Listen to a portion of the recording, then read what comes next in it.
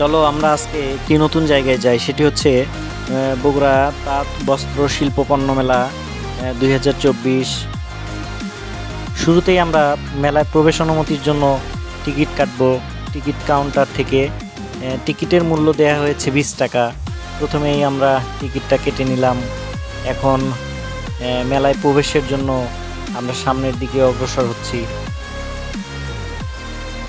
মেলায় প্রবেশ করে তো আমার সত্যি খুবই ভালো লাগছে, কেননা চারিদিকে যেদিকেই তাকাই না কেন শুধু এত সুন্দর আলোয় সুসজ্জিত করে রাখা হয়েছে যা আমাদের চোখ ধাঁধিয়ে যায়। সত্যি দর্শনার্থীরা মনোমুগ্ধকর এই মেলার যে সৌন্দর্য সেটি কিন্তু উপভোগ করছে এই মেলা থেকে। দর্শনার্থীদেরকে যে তাদের বিনোদনের যে চাহিদা সেটি কিন্তু পূরণ করছে। তারা এই নৌকাতে উঠে দোল খেয়ে অনেক আনন্দ পাচ্ছে। চলো এবার আমরা দেখে নেই মেলায় আর কি কি জিনিসপত্র উঠেছে, সেগুলো আমরা এক নজরে দেখে নিই।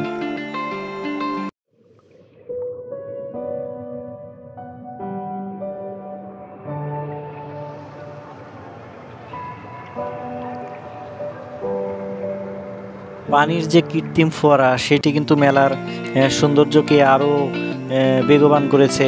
মেলায় দর্শনার্থীরা গানের তালে তালে যে ফোয়ারা সৌন্দর্য বাড়িয়ে দিচ্ছে সেটি কিন্তু আমরা দেখতে পাচ্ছি, এবং শিশুদের জন্য সত্যি অনেকটাই আনন্দের এবং উপভোগ্যর বিষয় বলে মনে করছি।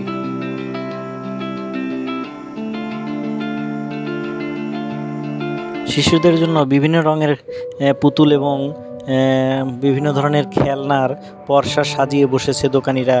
সত্যি অসাধারণ এই খেলনাগুলো শিশুরা পেয়ে খুবই আনন্দিত এবং উচ্ছ্বসিত।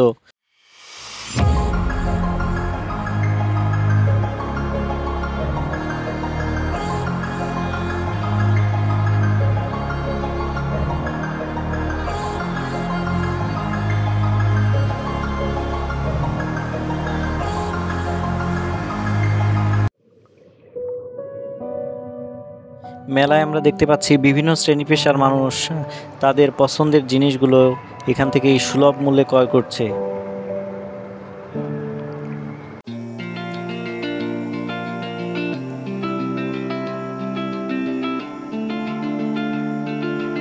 চলো আমরা দেখে নেই আরও কি কি জিনিসপত্রগুলো নিয়ে দোকানিরা তাদের যে বিক্রেতাদের যে আকর্ষণের যে বিষয়গুলো সেগুলো নিয়ে কিন্তু সাজিয়ে বসে আছে, সেগুলো আমরা এক নজরে দেখে নেই। সত্যি দেখতে এত সুন্দর সুন্দর জিনিসগুলো তারা নিয়ে বসে আছে, এবং ক্রেতারা এগুলো দেখে সত্যি তাদের যে চাহিদা মতো তারা জিনিসপত্র ক্রয় করে নিয়ে যাচ্ছে।